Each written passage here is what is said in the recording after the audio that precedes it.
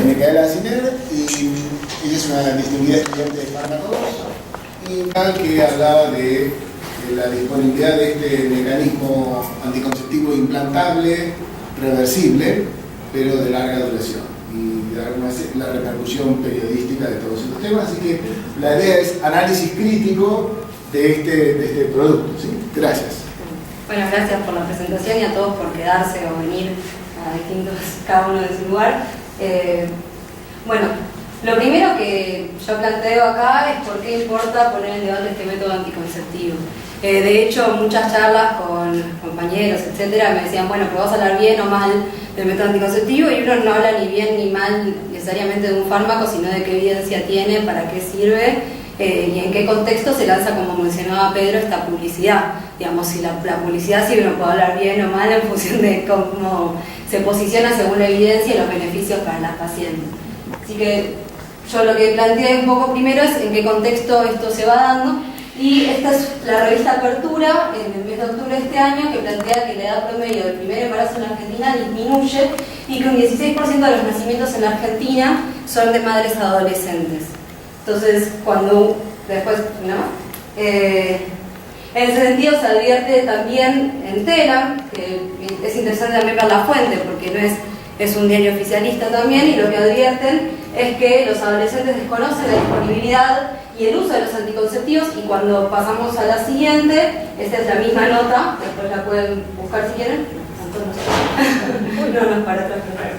El 70% de una encuesta que hizo Telam, las mujeres respondieron que se olvidan al menos una pastilla en el mes.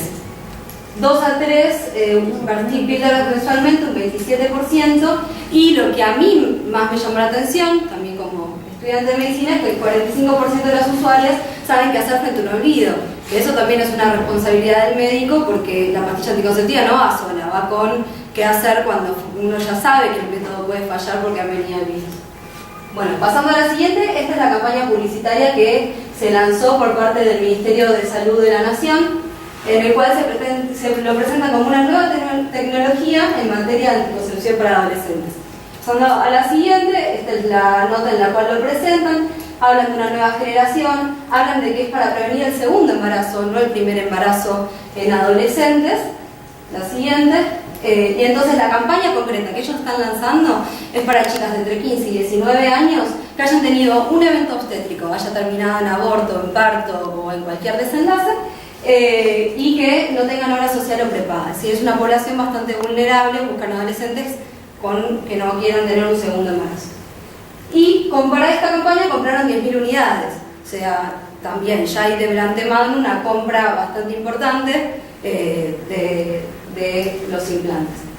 Bueno, en este contexto, Nicolás Kreplak, que es el subsecretario de Medicina Comunitaria, Maternidad y Infancia de la Nación, destaca como que esta campaña se enmarca en una política de anticonceptivos general del gobierno, en la cual por mes se reparten más de 3 millones de anticonceptivos en todo el país, destacando que Argentina es uno de los primeros que provee estos anticonceptivos a nivel mundial y se jacta de otros tantos medicamentos, que bueno, ahí siempre, supongo que también lo habrán hablado con Pedro, el tema del plan Remediar, que uno dice, bueno, medicamentos hay, pero ¿son los que necesitamos? ¿Son los de mejor evidencia? ¿Qué medicamentos son los que se reparten gratuitamente? Y por lo tanto los que la población tiene un mayor acceso.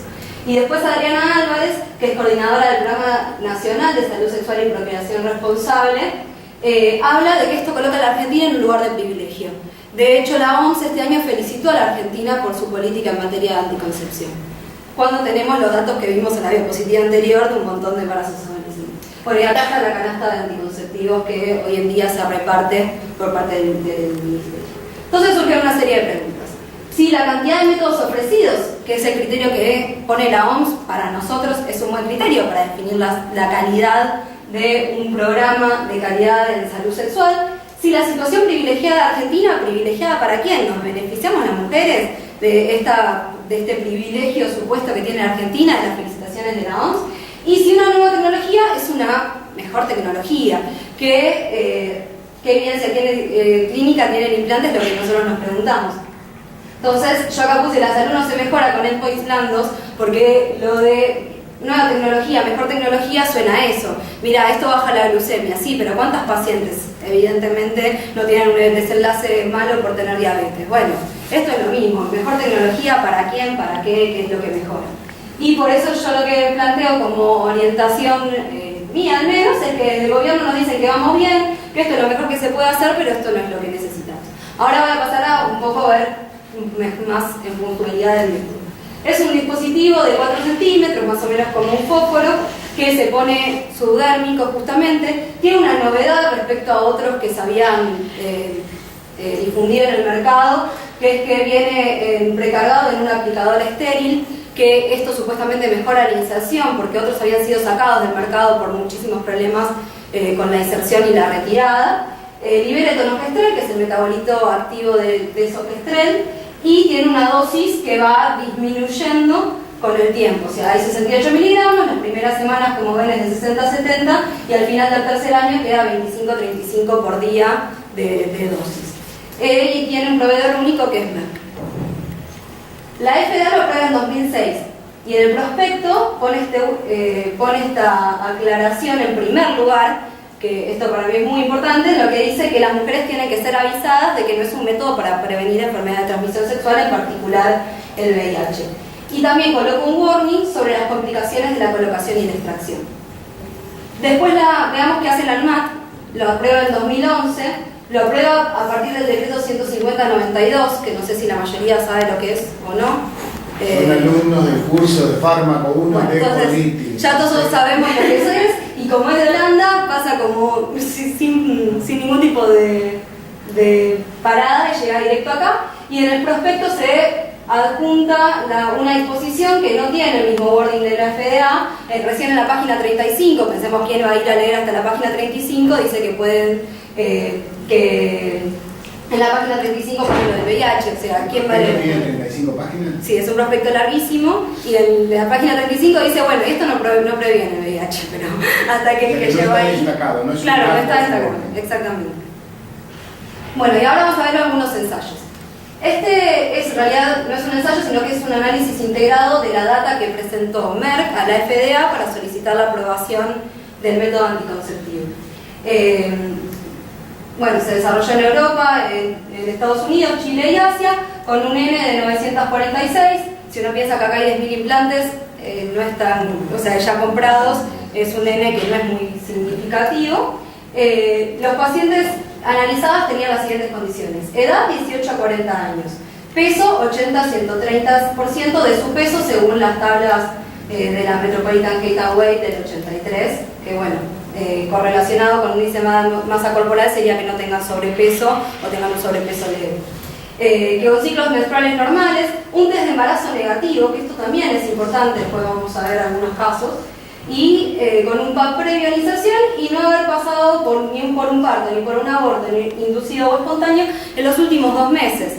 Con lo cual ahí, bueno, pensémoslo, vayámoslo correlacionando, que igual al final las conclusiones están con la campaña que acá se está lanzando. Y el endpoint es la eficacia medida por este índice, que lo que mide es el número de embarazos esperado cada 100 mujeres. Bueno, los resultados. Primero, las mujeres que entraron al análisis tuvieron un promedio de edad de 27,7 años, con un índice de masa corporal promedio de 23 kilos. Con el implante in situ no hubo embarazos no deseados. Sí hubo en un periodo de 14 días posteriores a su retirada, hubo 6 casos, y la FDA les exige que esos 15 días después de la retirada sean considerados como falla del método, a cualquier método anticonceptivo que pretenda probarse. Y esto da un Pagli Index de 0,34. Entonces, de las 946 mujeres enroladas, hubo 2 grupos, que es el Efficacy Dataset y el Safety Dataset, que es de 923 y 942. Dentro de este grupo de seguridad, 330 discontinuaron prematuramente el ensayo, por distintos motivos. Pero el predominante fue de efectos adversos, 105 por irregularidades del sangrado, después 21 no siguieron el seguimiento, y 76 por otras causas. Y después, de las que sí completaron, como son los ensayos, hay distintas duraciones, que bueno, la mayoría completó 2 años, un 31% 3 años y 4 años un 10%. Resultados. más resultados, digamos. Los efectos adversos que se asociaron fueron cefalea, aumento de peso, acné, dolor de mamas, labilidad emocional, depresión. Todos efectos adversos propios de un método que es solo de un gestágeno. Entonces ahí, digamos, no es nada demasiado novedoso, sino que son los efectos propios de lo que estamos dando. El 1% de las mujeres tuvo complicaciones en la inserción y el 1,7% de las mujeres tuvo complicaciones en la remoción del implante. Uno más. No es altísimo, pero es significativo. Y ahí marco uno más. Los dos, que fueron, esta tabla muestra las razones por las que discontinuaron el embarazo. Las predominantes fueron los desórdenes psiquiátricos con depresión y la habilidad emocional y el aumento de peso. Esto es sobre las irregularidades del sangrado, que no las incluyen como efectos adversos porque las consideran un efecto tan que va a suceder, digamos, porque es un efecto esperado y común. En el propio ensayo dicen que los consideran aparte. O sea, no sería efecto adverso este tipo de sangrados. La tasa de discontinuación fue del 11,1% y el 63% de estas mujeres continuó en el primer año. O sea, ni un año llegó a cumplir con el implante. Y hay distintos patrones de sangrado que son sangrado infrecuente, amenorrea, sangrado prolongado y sangrado frecuente. Infrecuente significa que tuvo menos de 3 episodios en 90 días, amenorrea es amenorrea, sangrado prolongado es mayor a 14 días consecutivos, que ahí es un poco generoso, ¿no? Porque 10 días consecutivos no se contemple, digamos que tampoco es un sangrado cortito, y sangrado frecuente son más de 5 episodios en 90 días. Y los porcentajes, no, todavía no. Los porcentajes son estos: 33,3% 21% amenorrea, y todos estos sangrados de perfil desfavorable, digamos, que es una cada 6 mujeres, de sangrado prolongado y frecuente. Sí, vale. Este es un análisis que utiliza los mismos ensayos, pero se focaliza sobre los tipos de sangrados y hace un análisis un poco más profundo sobre los resultados. Esta tabla lo que hace es mostrar la probabilidad de discontinuación a lo largo del tiempo, por los distintos motivos. Como se ve, el mayor índice de abandono se da en sangrado frecuente, le sigue sangrado prolongado y un poco menos el spotting, que es el que usan menos de una toallita por día, se mide como parámetro, pero que bueno, es la tercera causa de abandono. Y sobre otros resultados que arroja este análisis, dicen que el porcentaje de patrones menos desfavorables fue entre del 18 al 27% en todos los todos los ensayos que se analizaron, que el patrón de sangrado en el primer trimestre es demostrativo de lo ulterior. Eso es importante porque significa que si en el primer trimestre te fue bien, se supone que en general después no te va a ir peor, pero si en el primer trimestre te fue mal, tenés un 50% de chances de que mejores, pero otro 50% de que sigas 3 años con ese mismo patrón. 79% de las pacientes que discontinuaron el periodo de 90 días anterior habían sangrado más del 50% de los días. Son 3 meses, no es un mes, con lo cual pensemos que la verdad es bastante importante. Y después miden la hemoglobina promedio, que yo pongo no se analiza la anemia, que medían hemoglobina de vuelta, no es muy simpático. Dice que bajó de 133 a 129, quedaría saber cuántas de las que no estaban en el promedio, sino por debajo, terminaron una situación de anemia cuando comenzaron sin ella. Y algo positivo es que la dismenorrea experimentó una resolución completa del 77%. Bueno, este es otro ensayo que se presenta en el New England, es el ensayo Choice. No es randomizado, eso es un primer problema que tenemos con el ensayo porque no prueba eficacia, sino que las mujeres acá eligen qué método anticonceptivo quieren usar previa lectura de un texto en el cual les hablan de los beneficios que tiene el implante subdérmico. O sea, está bastante manipulado por inducciones, por preferencias y por distintas cosas que en una randomización se teníamos que indicar que es un estudio observacional en realidad. Claro, sí, hay una intervención porque les dan un método anticonceptivo, pero no es... Pero claro, ellas son las que eligen. Ellas son las que eligen, exactamente. Entonces no hay una asignación a tratamiento. No. Ni al azar ni no al azar. Sí. Las mujeres eligen. Y al mismo tiempo trabaja por equipos, digamos. Está el equipo de los de larga duración y el equipo de los de corta duración. No es que analiza particularmente el DIU, el implante, etc. Pero lo que tiene interesante es que los pone a todos a competir, que es algo que no hay en otros ensayos. O sea, si está acá todos son contra placebo, menos esto. Entonces, La hipótesis que tienen es que, como los métodos de larga duración no son usuario dependientes, tendrían mejores resultados, y bueno, el resto creo que ya lo... De vuelta, la salud no se mejora con ensayo blando, necesitaríamos otro tipo de ensayo para decir que esto está aprobado y que tiene una evidencia. Las tendencias en el choice son las siguientes. Las pacientes que eligieron pastillas, anillo o parche fueron mujeres nulíparas con un seguro de salud privado que tiene una tasa de embarazos no deseados, enfermedades de transmisión sexual o abortos baja. Las mujeres que eligieron el DIU o el implante fueron de mayor edad, fueron mujeres con seguro de salud público y con una paridad más elevada. Y esto es bastante interesante, son las tendencias entre las pacientes que tuvieron embarazo no deseado durante el estudio. Algo que me importa marcar antes es esto, que dentro de las menores de 21 años, el doble de las mayores de 21 años tuvo embarazos no deseados, dentro de las que eligieron métodos de corta duración. Lo cual, bueno, las que tuvieron embarazo no deseado fueron de menor edad, menor educación, bueno, el ensayo marca piel negra, dependientes de la asistencia pública o que repartieron dificultades para pagar las expensas básicas, y una historia de embarazos no deseados, abortos, enfermedades de transmisión sexual. Es una población mucho más vulnerable. Esta tabla lo que muestra son los resultados del choice, en el cual ven la falla, la falla de los métodos por año. Claramente se ve un predominio de PPR, que es pastillas, el anillo y los parches. El DMPA son las inyecciones de progesterona, y los LAR, que son el DIU y el implante. Entre los dos, estos dos son bastante similares y se ven un aumento. Entonces, las pacientes que optaron por los LAR de larga duración tuvieron tasas más altas de continuación, también un 80% contra un 50-57%, y la conclusión a la que llega el ensayo choice es que encontramos que los LAR y implantes fueron más efectivos en prevenir embarazos no deseados que las píldoras, parches, anillos vaginales, independientemente de la edad. Sí. Bueno, y acá, por último, esta es una experiencia que se está haciendo acá, que la citan muchos de los que están promoviendo esta campaña, de los CELSAT 29 y CELSAT 7. Se llama implantes hormonales, tecnología anticonceptiva apropiada en el primer nivel de anticoncepción, y bueno, también es un estudio observacional que tiene el objetivo de conocer la aceptabilidad que presenta la incorporación de una nueva tecnología anticonceptiva en las usuarias que se atienden en estos dos centros de la ciudad. Es descriptivo y es transversal.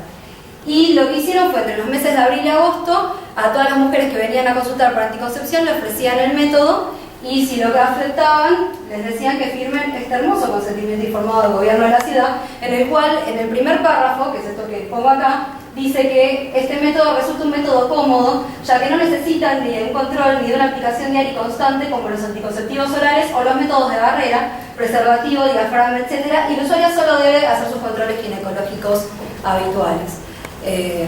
Pasemos, igual al final lo retomo Bueno, del total de consultas, que fueron 683, las mujeres que eligieron y accedieron a la colocación del implante fueron 100. De 140 mujeres que venían con una primera consulta en esos centros, un 31% eligió implantes, la mayoría, 39%, igual bastante cerca, fueron los mayoritarios, eligieron anticonceptivos orales, un 16% inyectables y el DIU un 14%. O sea, muy diferente del perfil que planteaba el ensayo Choice. Sí. Y que quizás fueron inducidas. Claro, sí, también. Había, en el Choice no lo puse, pero era como, no sé, más de un 50% había elegido. 74%, sí, era muy alto. Después, este es el número de mujeres que eligieron implante por grupo etario, lo cual es interesante porque más del 81% tenía más de 21 años. Y este es el índice de masa corporal, en donde se incluyen mujeres con más de 30 de índice de masa corporal. Que acá es importante porque la absorción del etonogestrel es mucho menor, o sea, es inversamente proporcional al índice de masa corporal. Solo 8 mujeres de las que eligieron el implante, este también es un dato muy importante, al momento de la consulta usaban una doble anticoncepción. Entonces pensemos en una mujer que viene sin usar doble anticoncepción y que le vamos a leer el consentimiento informado que leímos antes, que bueno, después igual lo retomo. Entonces, bueno, pasando. Los resultados que se miden por la satisfacción, o sea, una tabla de 0 a 10 en la que la mujer tiene que decir cuán satisfecha está, se midieron sobre solamente las personas que habían ingresado al principio, porque como es de abril a agosto, o sea, mínimo un periodo de 3 meses dejaban para que puedan opinar cómo se sentían. Un 42% puso entre 7 y 9, le siguió un 32% puso 10, un 3% menor a 7. Es bastante poco serio, pero bueno, es lo que hay acá de esta bien. Sigamos. Bueno, algunas puntualizaciones. Sobre la colocación y remoción. Ahí está una foto de cómo es la colocación del implante. Se hace un corte y está el aplicador automático. Es importante palparlo después para verificar que está. Ahora los nuevos son radiopacos, antes no, lo cual genera el problema de que si se llega a desplazar, que es uno de los problemas de colocarlo mal, en dónde está. O sea, si la mujer está con efectos adversos y no sabemos dónde está, ¿qué hacemos? Al ser radiopaco, aunque sea, existiría la posibilidad de localizarlo. Y bueno, algunas puntualizaciones, como decía, en los ensayos citados, la tasa de efectos adversos relacionados con la inserción y remoción, como dije antes, es del 1 y 1,7% respectivamente. La FDA colocó el warning. Y también exige a los médicos, antes de darles el producto para que se lo puedan dar al paciente, en Estados Unidos funciona muy de esa forma, les exige una certificación. O sea, primero haces el curso y si no, no te doy el método para que se lo pongas a tu paciente. El Reino Unido, similar, te exigen un documento que avale tu competencia y lo tenés que renovar cada 5 años. En el prospecto de la ANMAT no dice nada sobre este punto. Sí dice algunos efectos adversos que pueden venir, que pueden surgir por la colocación, como son parestesias, como es lesión vascular y nerviosa, que puede migrar el implante, que la extracción puede dificultarse, entre otras complicaciones. Pero no aclara esto, y en los anuncios del gobierno se dice que se hicieron charlas, pero no dice las charlas qué valor tuvieron a nivel de certificar, cuántas prácticas se hicieron. O sea, intenté buscar si había algún curso establecido y no hay ninguno. Y bueno, ahí pongo la foto de la nota en la cual había un brazo de juguete sobre el que están probando mirando desde lejos, que la verdad es que no parece una formación muy adecuada. Bueno, y esto porque es importante, es la pregunta que surge. Y nada más, este es un reporte que encontré en PubMed, en el cual en Australia la experiencia con estos implantes estuvo 200 embarazos no deseados por Implanon, que es el nombre comercial que le puso nombre. Los más comunes, porque la gran mayoría se asociaron a la mala colocación, a la mala inserción. Y dentro de esto también es importante marcarlo, había varios casos de mujeres que estaban embarazadas antes de que se lo colocaran. Entonces, por eso es importante esto de que decíamos, bueno, primero hacer un test de embarazo antes de ponerle un método anticonceptivo que después se tendrá que remover con una microcirugía. Otras razones, después, o sea, también otras más fueron el tiempo de inserción, o sea, no se lo colocaron al inicio del ciclo, sino que se lo colocaron después. Bueno, y esto es lo principal, o sea, la gran mayoría fue por la colocación. Y esto llevó a que en Australia organicen un plan para educar mejor a los médicos sobre cómo controlar. Siguiente. Otra puntualización sobre el aumento de peso. Se mostró como una causa frecuente de descontinuación, habíamos visto. Bueno, dentro de esto, los primeros ensayos que se hicieron sobre el implante, esto está todo en un análisis que hace Medscape, pero ahí están después las citas por si lo quieren buscar. Los primeros ensayos mostraron un aumento promedio de 0,82 kilos en el primer año, 1,15 kilos en el segundo año, 2,5 kilos en el tercer año. Después, un análisis integrado de 11 ensayos internacionales mostró que el 69% de las pacientes aumentaron de peso. No lo copié porque me parecía vergonzoso, pero lo menciono, así por decirlo. Esto decía que solamente el 13% de ese 69% de mujeres lo había reportado como un efecto adverso. Lo cual, la verdad es que, o sea, el aumentar de peso no es solamente cómo te sentís, si te gusta frente al espejo o no, sino que tiene consecuencias sobre la salud y que eso no está medido. Entonces, llega a haber aumentos de más de 7,5 kilos en el 11%. Digamos que no es algo que se puede despreciar. Y después, otro estudio de 4.133 mujeres, lo que confirmó fue que lo que las mujeres referían como aumento de peso lo constató y se vio que habían ganado significativamente más peso que las mujeres que estaban con otros métodos. ¿Sí? Bueno, yendo a las conclusiones. Entonces, el implante subdérmico es un método que mostró eficacia sobre ensayos de centenas de personas, menos de 1000 pacientes. Por otra parte, no hay ensayos clínicos randomizados, doble ciego, que los pongan en la misma, digamos, en líneas paralelas con otros métodos para probar su eficacia clínica. Después, bueno, lo que mencioné antes del ensayo Choice tiene la virtud de compararlo, pero es un ensayo que por sus características y su diseño no tiene una evidencia fuerte. Al mismo tiempo los LARC, que deberían ser los dos métodos de larga duración, en todos lados no los distinguen por su eficacia per se, no lo distinguen por su seguridad, de hecho tienen bastantes efectos adversos los implantes y no previenen enfermedades de transmisión sexual, sino por equiparar el uso perfecto al uso típico, que eso dan todos los prospectos de la FDA. Cuando uno mira un método anticonceptivo te pone el perfect use y el typical use, que vendría a ser todas las fallas que hay, usuarios dependientes, que bueno, acá no los incluyen, pero también estaría con lo que vimos de Australia, las colocador dependientes, que no las consideren. Después hay endpoints significativos para la salud de las usuarias que no están contemplados. Esto se ve con la anemia, se ve con insulina resistencia, que lo pone como un efecto adverso en el prospecto de la ANMAT, también este de FDA, y no dice qué incidencia hubo, y con el tromboembolismo, que si bien siempre se asocia más al estrógeno que al progestágeno, es interesante también que acá el prospecto de la ANMAT dice se desconoce la relevancia con esas palabras textuales. La prevalencia y la relevancia. Y convengamos que son endpoints importantes para la salud de las usuarias, no es algo que te puede pasar o no y no afecta a tu vida cotidiana. Después, la inserción y remoción son causas de efectos adversos y fallas y es necesaria una formación adecuada del personal que las vaya a implementar. Esta tabla la armé fue comparativa entre los pacientes que se comprobó eficacia, por los que la aprobó el FDA, entre los pacientes a los que está destinada la campaña del Ministerio de Salud de la Nación y las pacientes del CESAC 7 y 29. Entonces, como decíamos, 6.000 implantes para 15 y 19 años, esto se comprobó eficacia entre pacientes de 18 a 40, y las que lo eligen, eso lo vimos tanto en el Choice como en las experiencias del CESAC, son mayores de 21 en general. O sea, no hay una alta prevalencia, o sea, tenían 27 años promedio las que hicieron este ensayo, las del Choice decía, tuvieron una tendencia a ser mujeres de mayor edad, o sea, no es la población que lo elige tampoco, incluso ese endpoint blando tampoco se aplica. El índice de masa corporal, que acá no se detalla, acá se incluyó, y está esto de que se absorbe inversamente proporcional al BMI, y los eventos obstétricos, que acá las mujeres que habían tenido un evento en los últimos 2 meses no las dejaron entrar en el ensayo, en ninguno de los ensayos. Acá se dice el año previo. El año previo puede ser después de los 2 meses, pero la aclaración no está y bueno, no hay una eficacia probada sobre esa población. Sí.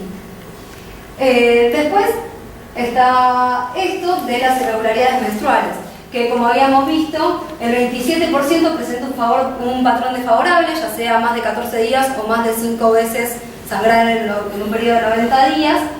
Después, los embarazos no deseados estuvieron en mucha relación con la falta de educación y la pobreza, de la mano con la prevalencia de enfermedades de transmisión sexual y abortos, que esto es interesante porque cuando uno ve falla de métodos hormonales por vía oral, también tiene que ver la educación de las pacientes y qué política uno se da frente a eso. Digamos, la ley de educación sexual, que en muchísimos colegios no hay educación sexual, o depende de qué quiera enseñar cada directivo. De hecho, hay un artículo en la ley de educación sexual integral actual que dice que la comunidad educativa elige cómo adapta los contenidos según sus creencias. Hay muchísimos colegios religiosos en todo el país que pueden elegir enseñar los métodos de contar los días o la abstinencia, que son los que ellos consideran seguros. Y bueno, y eso lleva a una alta prevalencia de embarazos no deseados y transmisión de enfermedades de transmisión sexual. Y los métodos anticonceptivos hormonales están pensados como una segunda herramienta. Yo ahí creo que uno como personal de salud tiene una responsabilidad, que cuando viene una paciente a la consulta y te dice que no usa un método de barrera, bueno, puede ser, hay que interrogar, puede ser que tenga una pareja estable, que se conozcan los dos seronegativos y que decidan tener esa confianza mutua en no usar un método de barrera. Ahora el consejo tiene que ser una doble anticoncepción, que llegue un solo 8 de 649 mujeres con una doble anticoncepción y vos le des a leer algo que después te dice, cuando detalla cada método más abajo, cuando dice método de barrera, es el único que previene enfermedad transmisible, pero el primer párrafo te dice que este es más cómodo, te dice que este no depende de tu colocación constante. Entonces realmente es hasta vergonzoso ver que uno se tiene que sentar en el consultorio con el coso del gobierno de la ciudad diciéndole, te pongo esto que es más cómodo, olvídate del preservativo, porque va más o menos, es eso lo que termina diciendo. Y al mismo tiempo llama la atención también que el Ministerio de Salud de la Nación le dé prioridad a insertar este método en vez de, por ejemplo, el preservativo femenino, que no está en el país, es casi imposible conseguirlo y que también es un método de barrera seguro. Bueno, por último, precios y dosis. Lo de las dosis lo puse también por un debate que había habido en Facebook, que Pedro le había puesto, el tema de la talla única, que bueno, sí, pesemos lo que pesemos y midamos lo que midamos, hay 68 miligramos de tenomestrel. Es cierto que dentro de cada método que se elige, en general la dosis es la misma, de desogestrel, que es después que está el metabolito activo, en general viene de 0,75 las milipils y de 0,50 los que son combinados, pero uno puede elegir entre distintos tipos de pastillas. Entonces, según el índice de masa corporal de la paciente, según la decisión médica, se puede optar por darle, por ejemplo, este que tiene 0,030 de etiliestradiol o este que tiene 0,20, y uno puede irlo midiendo. Acá no está esa posibilidad. Y el tema de los precios, que, bueno, puse los que tenían desogestrel, o etonogestrel. Este es el anillo. Son comprimidos, ¿verdad? ¿Qué? Camelia, Cenacet, Marcelón, sí, estos son las minipíldoras vía oral, estos son los anticonceptivos orales combinados, este es el anillo vaginal y este es implante. El precio es de 2.000 pesos, 2.033 pesos, que es alto. Ahora uno también tiene que ver que esto dura 3 años, entonces también el gobierno de alguna forma también ahorraría algo, digamos, si tiene que pagar 81 pesos o más o menos 100 pesos por mes contra 2.000 por 3 años. Pero bueno, eso igual no es un análisis que, pasando a la siguiente, yo quise buscar el contrato con Merck. Dije, bueno, a ver qué es lo que firmaron. Entonces llamé a varios lugares. Llamé a la Subsecretaría de Medicina Comunitaria, Maternidad e Infancia, llamé al Programa Nacional de Salud Sexual y Procreación Responsable, hablé con Victoria Cataño, que es la abogada a cargo del programa, y la respuesta de todos es: no sabemos nada, en la página no está, mandar una carta al ministro Mansur. Con lo cual, bueno, queda la tarea de mandarle la carta a Mansur para ver si nos responde. Podríamos hacerlo, por ahora no tuve tiempo de hacerlo, pero bueno, con lo cual también bajo la ley de emergencia sanitaria en la que estamos, el ministro puede disponer fondos nacionales e internacionales para comprar lo que quiera, y ha comprado estos 10.000 implantes. Estaría bueno que sea pública el acta donde está la compra, cuánto se pagó por ellos, etc. Así que bueno, por último esta foto, que este es el último encuentro nacional de mujeres. Yo participé como parte de la agrupación de mujeres de lucha, las piqueteras, y esta foto la hicimos una charla con compañeras de Chaco, de Córdoba, que están haciendo, las del Chaco, una experiencia muy interesante, que constituyeron una casa de la mujer allá para todas las mujeres autogestionadas, para todas las mujeres que sufren violencia de género, que las cagan a palos en las casas, que consiguen casas, etcétera, para poder hacer que salgan de esa situación y que, bueno, que puedan tener también en ese marco una sexualidad como ellas decidan, digamos, que por eso acá nosotros tenemos esta consigna, que es educación sexual obligatoria, laica, científica, para que sean los mejores avances de la tecnología los que lleguen a las pacientes y no las cosas sin evidencia, no las cosas que no tienen un beneficio claro. Como materia específica, hoy en día es transversal, lo cual significa que estás en el secundario y el profe que quieres, el de biología o el de matemática o el de historia o el que tiene ganas o el que tenga buena voluntad, te enseña educación sexual. No hay un espacio, de hecho acá en Capital Federal se sacó la materia de educación para la salud el año pasado con la reforma que se hizo, lo cual, si bien no era educación sexual, era un espacio donde más o menos los pibes podían hablar, preguntar, etc. Y para la lucha también por este tipo de casos, y también por los casos de violencia obstétrica, también por los casos de femicidios, de abusos, etc., en donde vivir una sexualidad plena también es poder organizarse y denunciar cuando a uno le hacen este tipo de atropellos. Así que bueno, muchas gracias.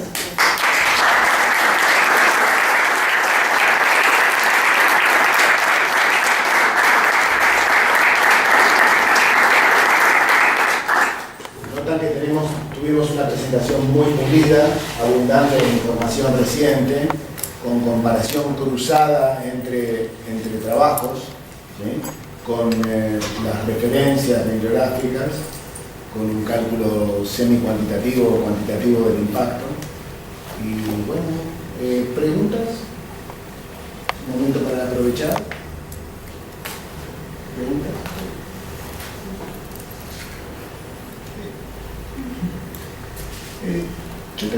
reflexión, una pregunta en forma de reflexión. Me pareció que entonces estabas diciendo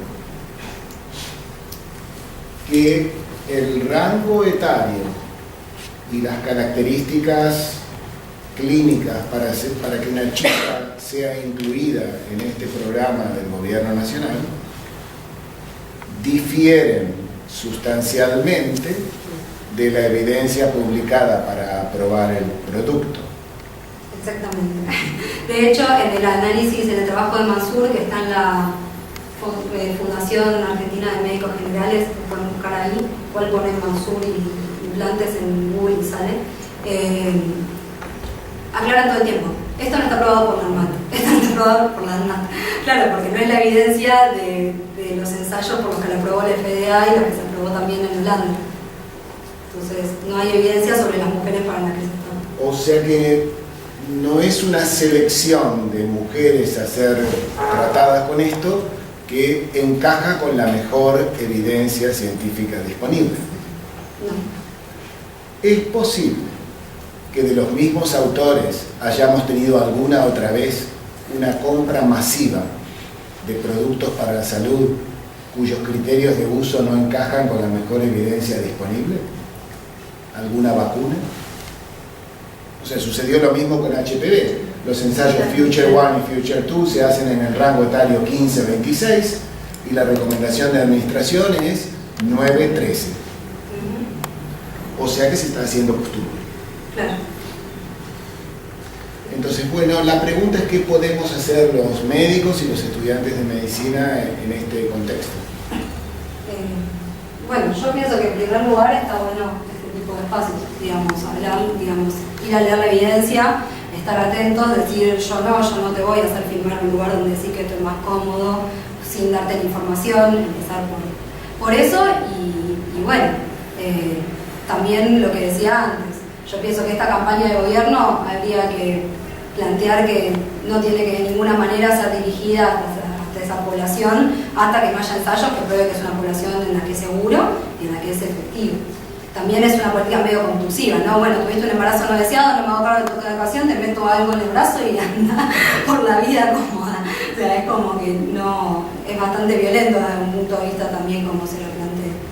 Quizás la mayor preocupación, pensado en el contexto de APS, sería que esta estrategia no menciona en ningún punto, o por lo menos no lo menciona jerarquizándolo, el tema de la educación de la paciente y de la prevención de ETS.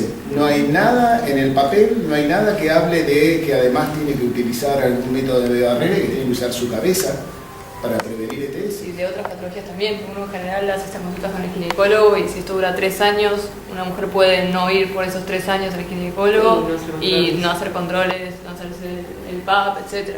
O sea que hay una serie de implicancias preocupantes en un contexto de APS y en mi opinión lo más preocupante es no haber tenido en cuenta qué mensaje mandar respecto de prevención de enfermedades de transmisión sexual. Sí, comentarios. ¿Dónde estaba bien?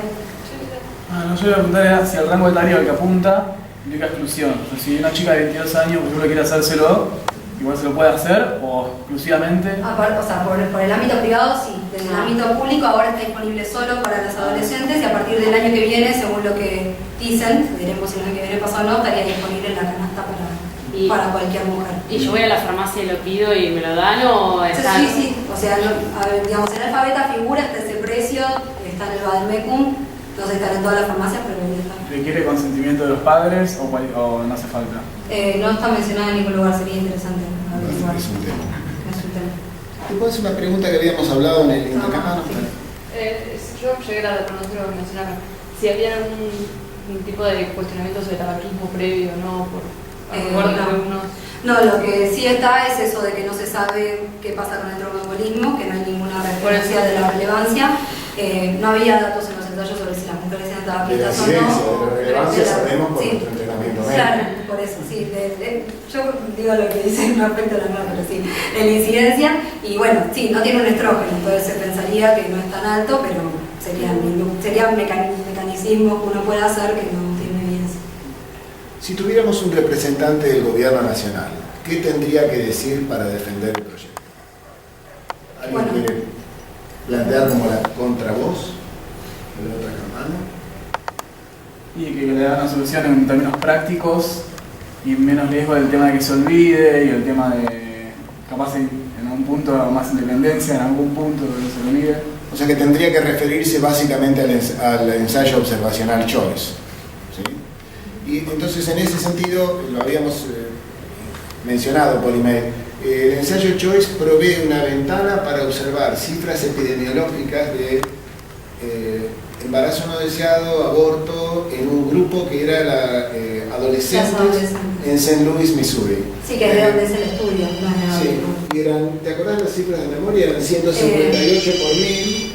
Sí, eran 58 por 1000 que habían quedado embarazadas, de las cuales 90 y pico habían terminado el embarazo y el resto había abortado. Eso lo charlábamos con Pedro porque eran los datos que aportaba el Choice son bastante diferentes de esto que muchas veces uno ve en los medios de comunicación dicho por ministros de salud o por distintos personajes de que en las adolescentes los embarazos terminan un 50% en abortos y un 50% en partos, y los datos que daba el Choice no eran así, sino que era sobre todo partos que llegaban a término y un porcentaje menor. Es otra epidemiología, pero es un elemento interesante para cuando uno lo tiene disponible tratar de compararlo con lo que se menciona acá sin un apoyo de cifras, ¿no? Una pregunta, yo llegué tarde. Según lo que leí antes, en esta primera campaña del Ministerio de Salud, está dirigido a personas que tengan, a mujeres que tengan un evento obstétrico previo. Sí. ¿Esto es una condición sine qua non para administrarlo? Sí, sí. De hecho, hablábamos con una médica que está en Misiones que se había interesado también por discutir el tema, que contaba que ella también las indicaciones que llegan son esas. Tanto abortos como parto término en el último año. Y por lo que vi no está testeado en lo que es la FDA, eso. En la primera campaña no. Claro, los ensayos que se presentaron en la FDA para su aprobación excluyen los últimos 2 meses. O sea, los últimos 2 meses no tiene que haber habido ni parto. Está bien, muchísimas gracias. ¿Qué te conviene al gobierno para informar? Y eso son interpretaciones. Hay que ver, por un lado, yo quería ver el tema de la licitación con Merck, hay un negocio ahí por un lado, y después también está el tema de que se va reduciendo el presupuesto en salud, está el tema de que la educación también van metiendo leyes que no generen una mejor educación. Yo entiendo que desde mi punto de vista es un gobierno que nos defiende, no se pone a mirar cómo hace para mejorar la salud de las mujeres. Por eso yo decía, esto no es lo que las mujeres necesitamos. De la salud en general igual, porque... Sí, esta es una vez. Sí, sí. Digamos que es una iniciativa fuertemente imperfecta, es decir, hay un grupo vulnerable. Sí, después lo que ellos dicen para defenderlos es esto, de que esto es una nueva tecnología, nos felicita la OMS, estamos en un lugar privilegiado. El tema es, bueno, de que uno como médico, ¿para qué te sirven todas esas palabras que te endulzan todo esto sin dar un resultado en los pacientes? ¿Cuándo vamos a tener una reunión sobre mortalidad materna en la Argentina? ¿Y quién la quiere presentar? Causas de mortalidad. Una mirada, solo una mirada a la mortalidad materna. Una comparación con otros países. Si quieren, la invitación está. Bueno, magnífico. Muchísimas gracias por estar acá.